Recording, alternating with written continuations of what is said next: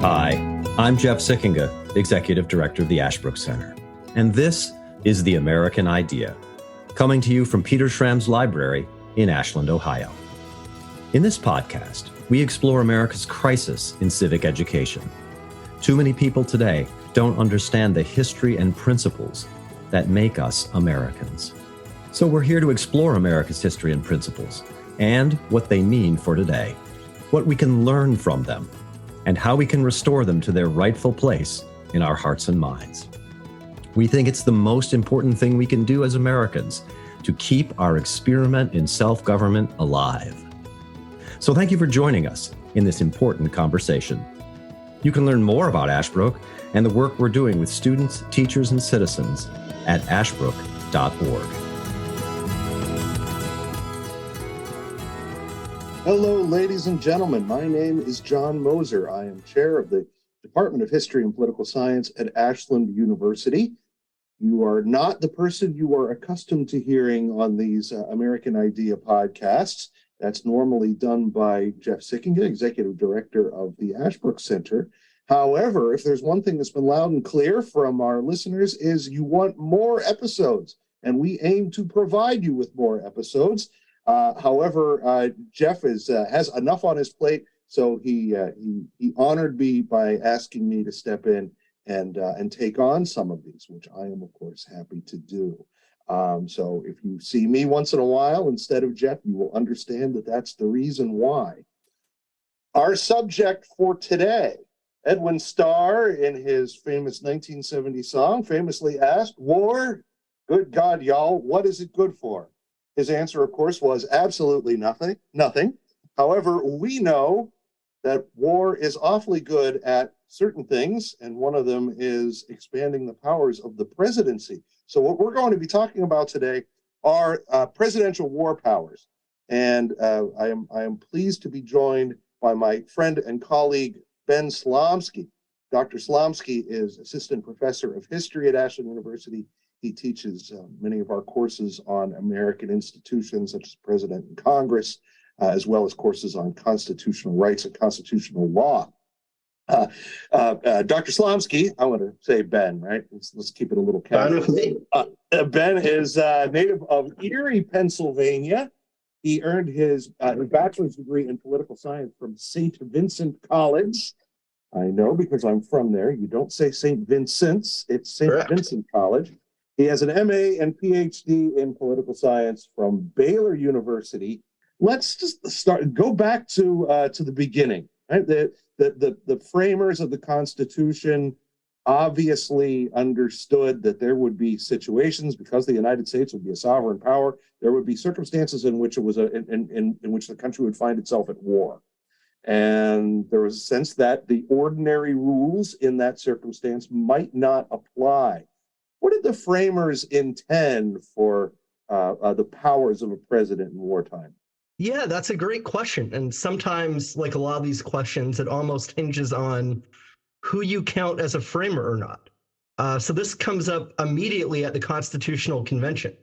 One of the original proposals is to give Congress the power to make war. The final version of the Constitution gives Congress the power to declare war instead.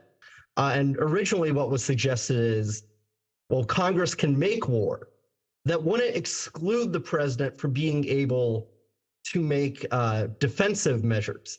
If we're attacked, that wouldn't prevent the president from taking immediate defensive measures. But others said, this is going too far. If you say make war, doesn't that give Congress all the power to make war?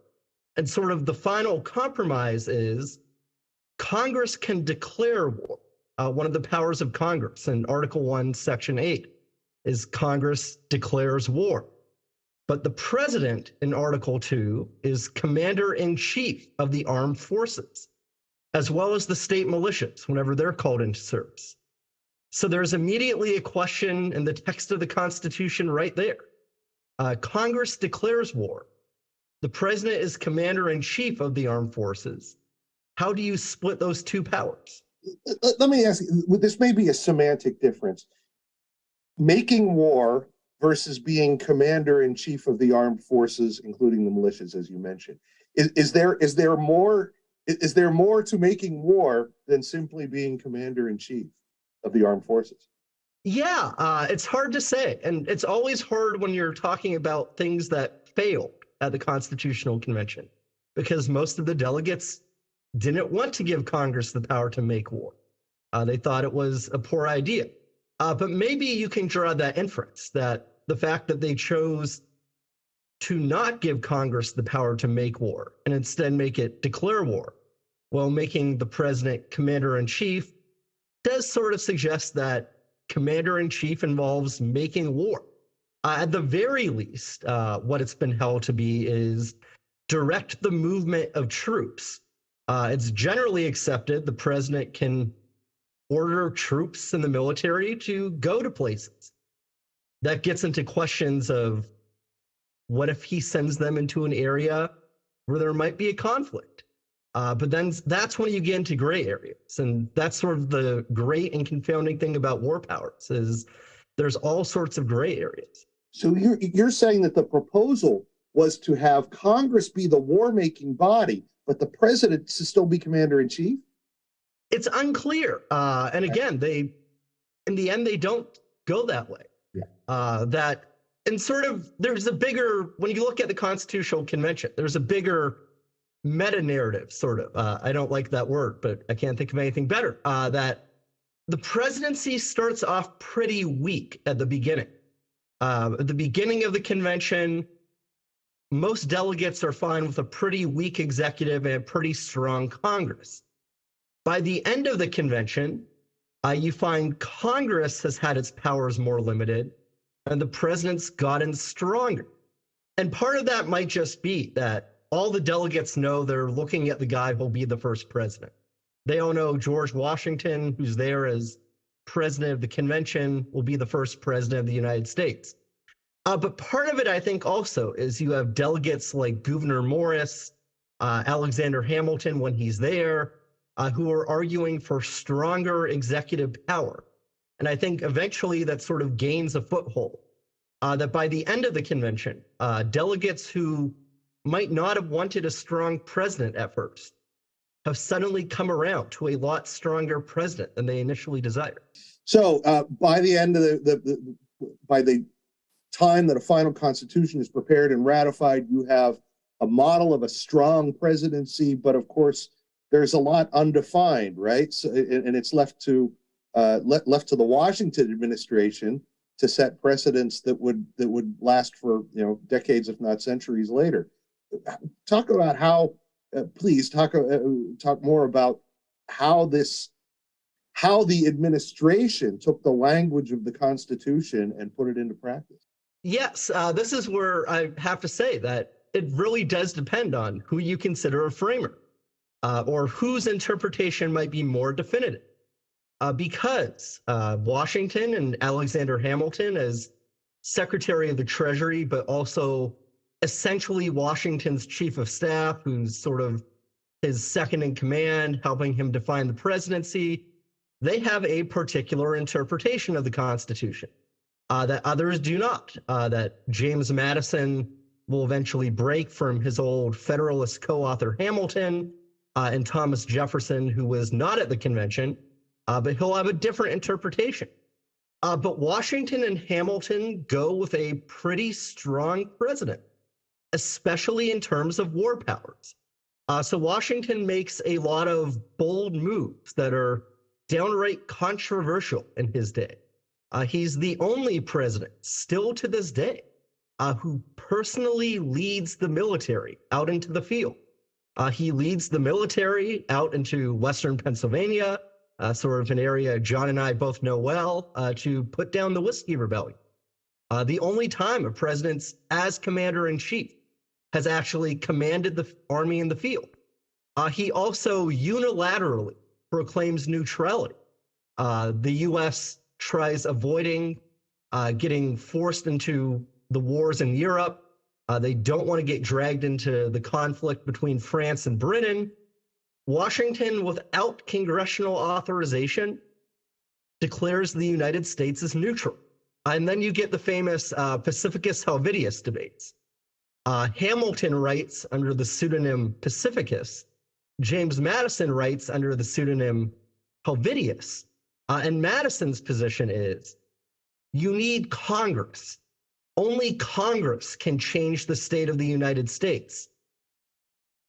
Only Congress can put the United States in a different position towards foreign nations. So Madison wants Congress to be sort of the overseer of foreign policy and war policy. To declare neutrality isn't a change of status, right? It's simply announcing announcing the status quo. Right. That's Hamilton's argument, that Washington's not making a new law. He's simply declaring the current state of the United States, which is peace, and he's preserving that. But Hamilton goes a bit further, and this is where maybe Jefferson really got upset, because it's Jefferson who writes to Madison and say, Hamilton's picked up his pen. No, you must pick up your pen and tear him to pieces, or something to that effect. It's Jefferson who tells Madison to strike back.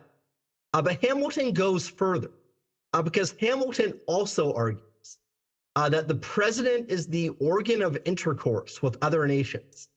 In other words, the president is the main agent of foreign policy, including war, not Congress.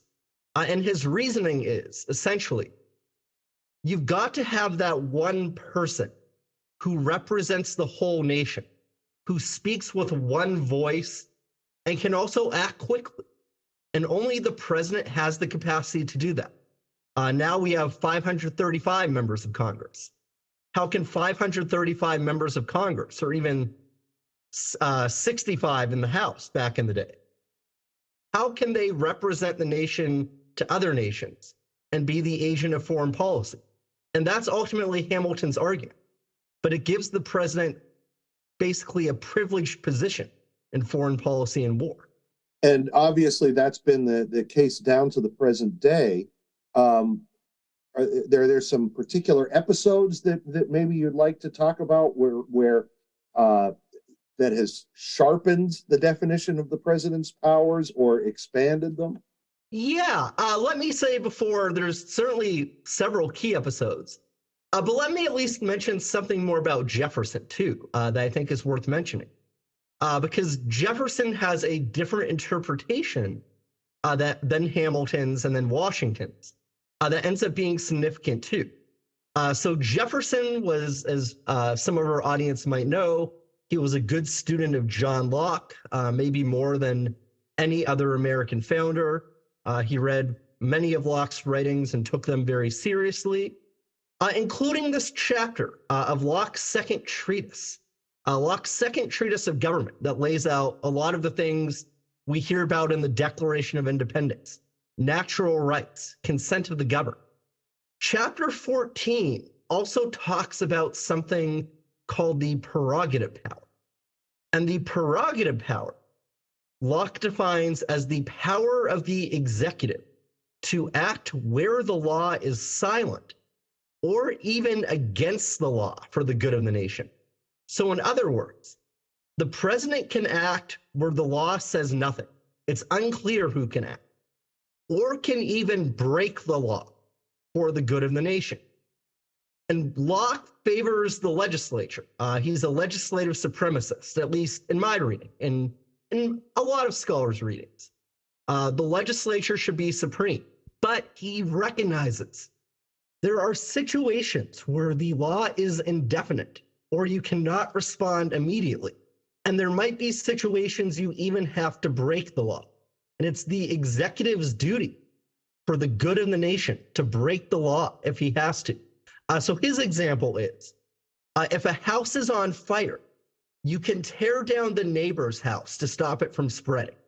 Even if the neighbor is totally innocent, maybe it's a 99-year-old grandmother, lived her whole life perfectly, you can tear down her house, which is totally illegal, to prevent the fire from consuming the whole neighborhood.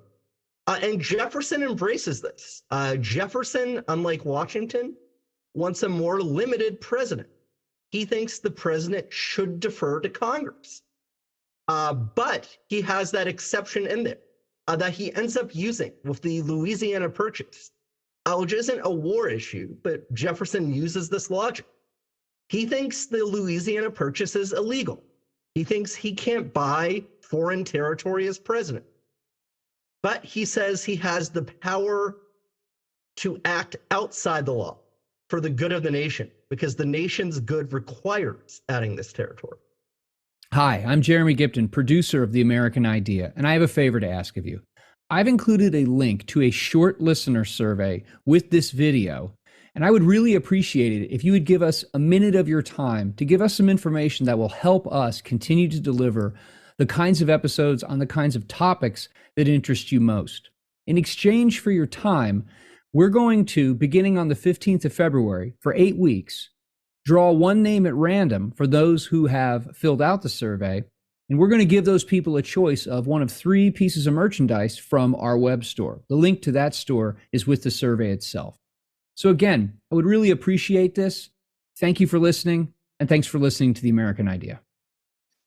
This analogy of the house on fire is a fascinating one. It immediately put me in mind of Franklin Roosevelt's press conference where he used it to defend what would be called lend-lease. The notion that if your neighbor's house is on fire and then he asks to use your garden hose, of course you're going to give it to him. It's interesting how the fire analogy is repeatedly invoked to justify extraordinary activities on the part of the president. Yeah, because it's a clear common sense analogy of a real crisis that most people would recognize. And another thing that comes to mind, that a real life example, not that Louisiana Purchase isn't one, but a more recent example where we probably saw a prerogative president, September 11th, 2001, during the 9/11 attacks. President George W. Bush, it was actually Vice President Dick Cheney at first, but then it was confirmed by President Bush. President Bush gave the order to the Air Force to shoot down a civilian airliner that had been hijacked. It would have been Flight 93. It ended up not coming to that because the passengers took the flight down first. That's clearly illegal. It's obviously illegal under ordinary circumstances for the President of the United States to tell the Air Force to shoot down a civilian airline. But in that situation, even though everyone understood the gravity of the situation and how tragic it was, there wasn't really a question of could the president do this. There was thinking the president really had to do this to prevent any further attacks. Could we maybe talk a little bit about Lincoln, who claimed some pretty extraordinary powers during the Civil War? Not a declared war, I understand, but yes, Lincoln's a great case. And there's a whole lot of things Lincoln does, but I'll just maybe single in on the most controversial one. The suspension of the privilege of the writ of habeas corpus. It's a bunch of fancy words that come to us back from the English tradition, but it's a pretty straightforward concept. Basically, what habeas corpus guarantees is the government can't just throw you in jail indefinitely. You've got to be charged with a crime. For the government to hold you in prison, you must be indicted for a crime. It can't just arbitrarily keep you in jail for no reason. And so if you feel you are arbitrarily detained, you can have a lawyer file for a writ of habeas corpus. And habeas corpus is a Latin phrase. It basically means produce the body. And a lawyer would file a writ of habeas corpus. You'd be brought before a judge, and the judge would basically ask, okay, is there a legitimate reason for holding this person? Have they been indicted or not? And if the government can't get enough to indict you, then the judge will let you be released. Now, the Constitution does say habeas corpus can be suspended. Article 1, Section 9 says the privilege of the writ of habeas corpus shall not be suspended unless in cases of an emergency or rebellion where the public safety requires it. So the Constitution allows the government to suspend habeas corpus. You can, if it's suspended, detain Americans indefinitely in cases of a rebellion or an emergency where public safety requires it. Lincoln does this during the outbreak of the Civil War. The question, though, is, can the president do this? There's actually a legal case. It's called Ex parte Merryman. It's written by Chief Justice Roger Taney of the Supreme Court. Although it's complicated, it's not exactly a Supreme Court case because Taney's acting as a circuit court judge. And Taney's also the Chief Justice who wrote the infamous Dred Scott decision. But in this case, John Merryman was a Confederate sympathizer in Maryland. He was tearing up railroads, and one of the generals arrests him indefinitely under the suspension of habeas corpus. Taney says the president can't suspend habeas corpus. Lincoln can't. Congress can't. So Taney's argument is only Congress can suspend it because it's in Article 1, which lays out Congress. It's not in Article 2, which lays out the president's powers. And so therefore, this should be Congress's job. Lincoln's answer, he's a very careful reader of the Constitution. He points out Article 1, Section 9 never says who can suspend habeas corpus. It just says it can be suspended. And in Lincoln's reading, it depends on circumstances. And in this case, he's saying, I have to be the one to do it as president. Maybe not in every case, but in this case, at the outbreak of the Civil War, where we need immediate action, the president is the one who gets that power. And Congress was not in session at the time, correct? Yes, that's a big part of his argument. The circumstances are huge for Lincoln here. Congress isn't in session, and even more, a lot of the Confederate plan, especially in states like Maryland, was to prevent Congress from getting to Washington, D.C., to impede them from getting into session. So Lincoln's argument is we can't wait around for Congress to get here. It will take months, or at least a good amount of time in 1861, plus the Confederacy's trying to stop them from meeting. So it falls to the president in this case. So maybe we could talk about a few other cases, maybe some 20th century instances. Yeah, you mentioned FDR before, and Lend-Lease is pretty controversial, but it pales in comparison to sort of his most controversial thing, which would be internment of Japanese Americans. This leads to the infamous Supreme Court decision, Korematsu versus United States.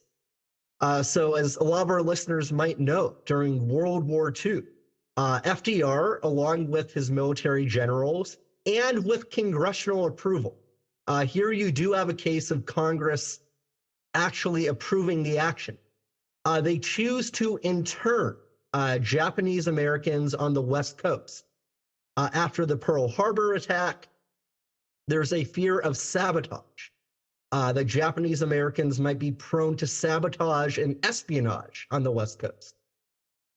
And so to protect vital military institutions, Japanese Americans they're first put into curfew, but then they're forced out of their homes and into internment camps on the West Coast.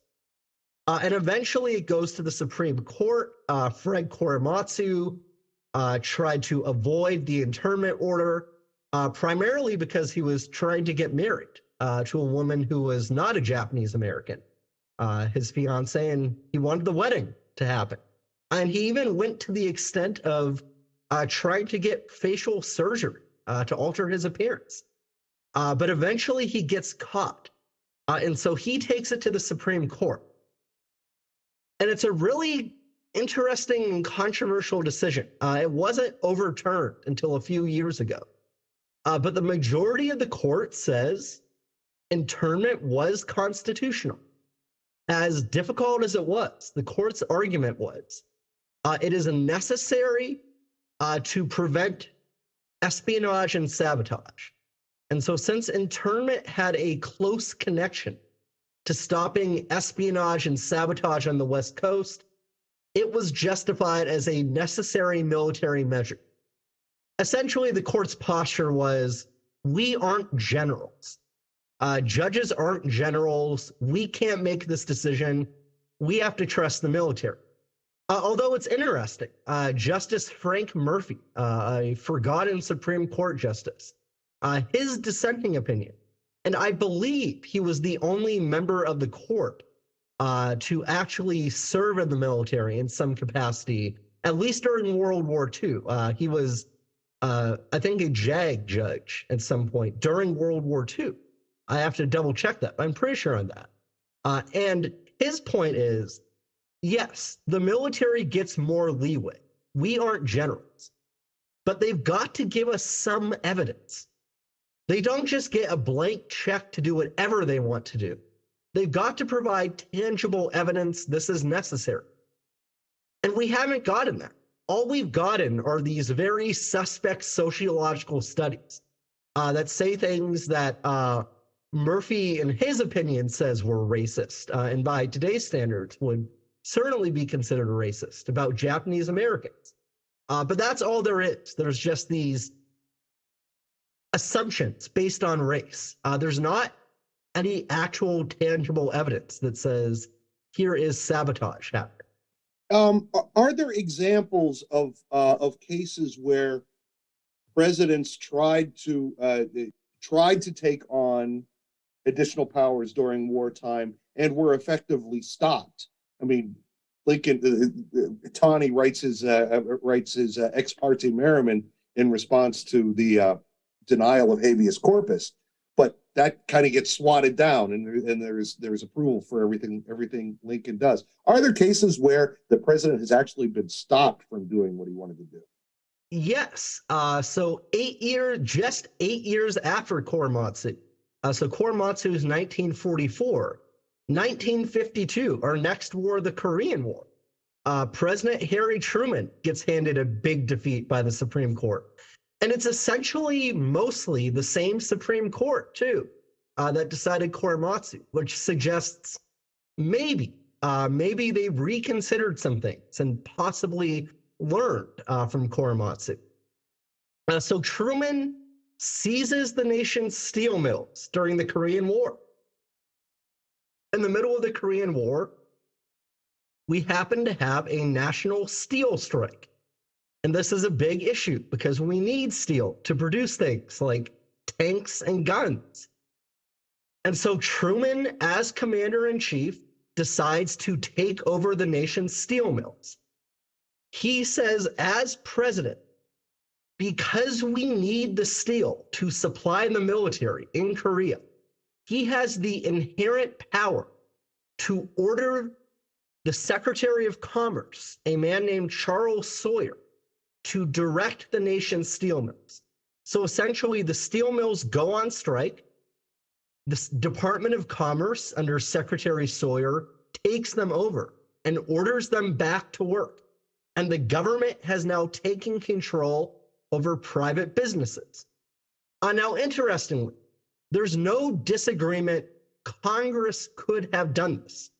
There is eminent domain under the Constitution. The Fifth Amendment in the Bill of Rights says private property cannot be taken for public use without just compensation, which means the government can take private property for public use if there is the proper compensation given. But it's historically been accepted. That requires a congressional law if it's done at the federal level. Congress has to pass this via law. Now, Truman tried to strain. He tried to find some congressional laws that you could stretch to authorize him to seize the steel mills, although it was generally concluded these were stretches. And Congress had even considered, as part of a labor law, a provision that would have allowed the president to intervene during strikes and seize property, and they rejected it. So his real argument was he could do this as commander-in-chief. And the Supreme Court says no. They strike it down and they stop the steel mill seizure. Basically on the two reasons that, number one, Congress could do this, not the president, but Congress didn't do this. But number two, they do point out in the majority opinion that the president could do this in a theater of war. There's no question that in an actual theater of war where the fighting is happening, the president, as commander-in-chief, can seize enemy property. That's a universally accepted tradition. You can seize enemy property to hurt them and help you during war. The problem is Youngstown, Ohio is not the theater of the Korean War.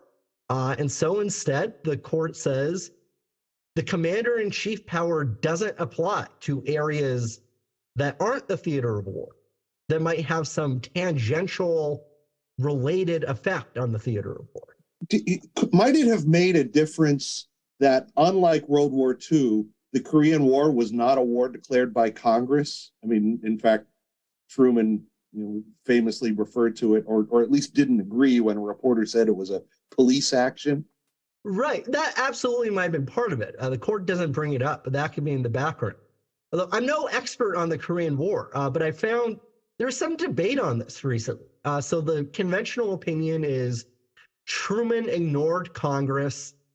He himself took America into the Korean War as a United Nations police action, as part of our responsibility under the United Nations. There's some scholars who say, though, if you look at the record, Truman actually went to congressional leadership first and asked them about getting a declaration of war. And they told him, no, don't come to us. And so if that is true, that's one of these instances of Congress shirking its responsibilities in a war. And we do get instances of this, of Congress sometimes likes to let the president take the lead and then complain afterwards if things go wrong, instead of having to take responsibility right away. Yeah, and we seem to see that a lot in recent years. I had read, I think this was in Lon Hamby's biography of Truman, that Truman talked to leaders of his own party, congressional leaders of his own party, who of course controlled Congress at the time, and they said, if you do this, the Republicans are going to demand hearings on the extent to which the attack was provoked by Truman's foreign policy, specifically by Dean Acheson's speech in January 1950, where he seemed to suggest that Korea was outside of America's "quote unquote" defensive perimeter. So, in any case, that's I had always been curious why Truman did not ask for a declaration of war. And in fact, that ended up being a precedent. We know now that the December 11th, 1941 was the last time Congress declared war. Right. Although it's interesting now, we don't declare war, but Congress will pass AUMFs, AUMFs, authorizations of the use of military force, like we did with the war in Afghanistan and Iraq. And Congress likes to sort of wiggle its way out by saying, well, we never declared war. We only authorized the use of military force. You can ask, is that really a difference that's just really fine? And aren't you basically declaring war if you're authorizing the president to use military force in a different country? So it's a way of declaring war without really taking responsibility for declaring war. Right. And I think this goes back to where we started. These were some of the problems Hamilton saw and Washington saw as well. That Congress as an institution, it's very well set up to deliberate. It's very well set up to pass legislation.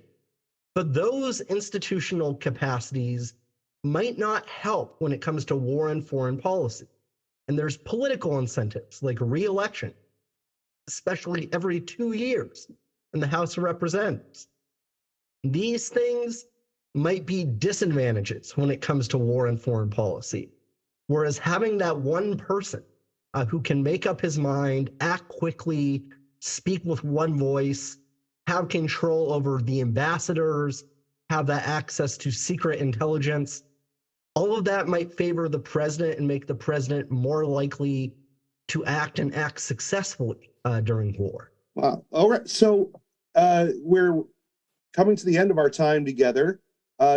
Maybe we could talk a little bit about the relevance of all this for contemporary politics. Yeah. So we're lucky in some extent. We're lucky as long as we don't get into another full total war. But that's always a bet that you have to ask if you're willing to take. So it's of course relevant anytime we do get into a war situation or a situation that could lead to war. It's always important to remember just what can the president do? How far can the president go? And what can he do to us as American citizens? But I think it's also relevant because we see an emphasis today on emergency powers. And this is a bipartisan trend. Presidents of both parties are guilty of this. That presidents like to make other things that aren't war into rhetorical equivalents of war. They like to use the war analogy for other things. And there's a clear reason for that. It's accepted that the president's powers are at his broadest during war. And so if you can make something else into a warlike situation, that could justify broader powers. FDR was a master of this with the Great Depression and casting it as a war. Lyndon Johnson fought a war on poverty. Ronald Reagan fought a war on drugs. President Trump made the comment during the beginnings of the COVID pandemic that I guess I'm a wartime president now. Presidents might not even know they're doing it. It might just be sort of a reaction or reflexive in some way. But presidents do this all the time, and governors too. During the COVID pandemic, since it was much more at the state level, you saw a lot of governors use the war analogy. A few governors like to compare those who didn't comply with COVID measures they compared them to draft dodgers during World War I. It's really interesting, and there's the logic of why you do it. At the same time, I'd say the Constitution cautions us against it, especially at the presidential level, because there is no constitutional emergency power. The president doesn't have the power to respond to bad things, to things that are crises. He has the commander-in-chief power, which is the power to respond to war and to control the military, especially when dealing with war. So I think the Constitution would warn us that things that are bad but aren't war aren't the same, and they don't necessarily give the president the same type of powers. So this is all very interesting. It would appear that whatever the founders may have anticipated that what powers presidents would claim during time of war, presidents have in practice, perhaps almost from the very start, had a broad definition of what they could do under the Constitution, and in fact have continually expanded the scope of those powers in response to actual war or warlike emergencies, or even simply by using the metaphor of war, as in recent events. So this is great stuff. I want to thank our guest Ben Slomski for joining us today. I want to thank you all for listening, and from all of us at The American Idea, I'll say have a great day.